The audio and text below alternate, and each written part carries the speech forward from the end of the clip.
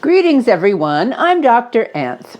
In the video, Women Just Want Equity and Inclusion, see link in the description box, I pointed out that for women to achieve equity and inclusion in their careers, their reproductive and parenting needs must be considered part of an infrastructure that fully includes women.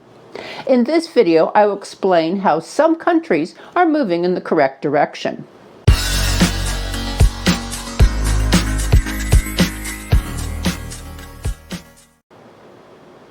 In this video, I will discuss the infrastructure supports for women in the OECD countries.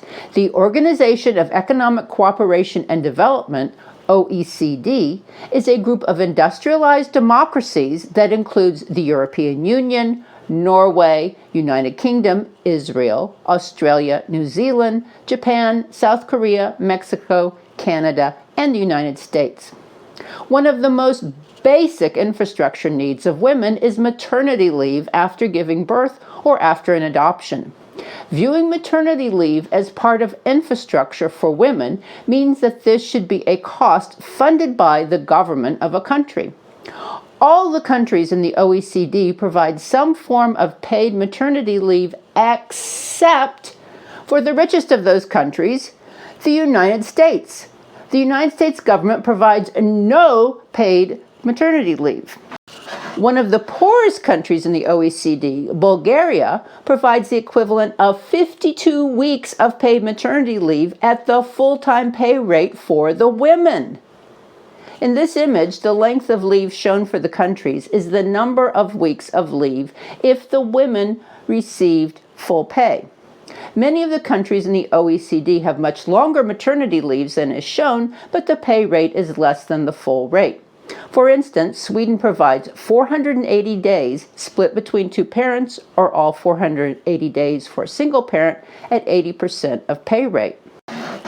Instead of the generous paid maternity leave plans provided by the other OECD countries, the United States has the Family and Medical Leave Act, which provides certain employees of certain employers 12 weeks of unpaid leave per year. Most of the women covered by this act receive only 2 weeks of paid vacation per year, which means that most women in the United States cannot afford to be away from their jobs for the full 12 weeks. In France, women are required to take 8 weeks of leave, with at least 6 of those weeks after giving birth. French women can take as many as 16 weeks off, with up to 6 of those weeks being prior to giving birth. French employers cannot terminate for any reason the employment of a woman on maternity leave. Fathers in France can have 11 consecutive days of paid paternity leave. French parents also receive supplemental payments for each child, which are paid until the child is 20 if the child isn't working. In addition, there is a sliding scale supplement for infant and childcare until age 6. Quality infant care from age 2.5 months is provided by creches that are widely available in cities, towns, and even villages in France. Finland provides free, universal, high-quality daycare for infants and children from 8 months through 6 years. Finnish daycare workers must have at least a BA in early childhood education. Infant and child care in the U.S. is not widely available. If available, it can be quite costly to the parents and of extremely uneven quality. Many women in the U.S. are forced to give up their jobs and their careers because childcare is unavailable or unaffordable.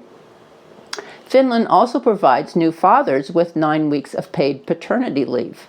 One result of paternity leave and universal daycare is that Finland is eliminating the gender gap in employment. 42% of the seats in the Finnish parliament are held by women. Another major difference between Finland and the U.S. is the cost of pregnancy and delivery. In Finland, the average cost to the woman is $60 in total. In the U.S., a normal pregnancy and delivery can cost upwards of $12,000, which is only partially covered by insurance. Many other OECD countries are also improving their infrastructure measures to support women. In these countries, women feel able to advance in their careers, and there is more gender equity in those countries.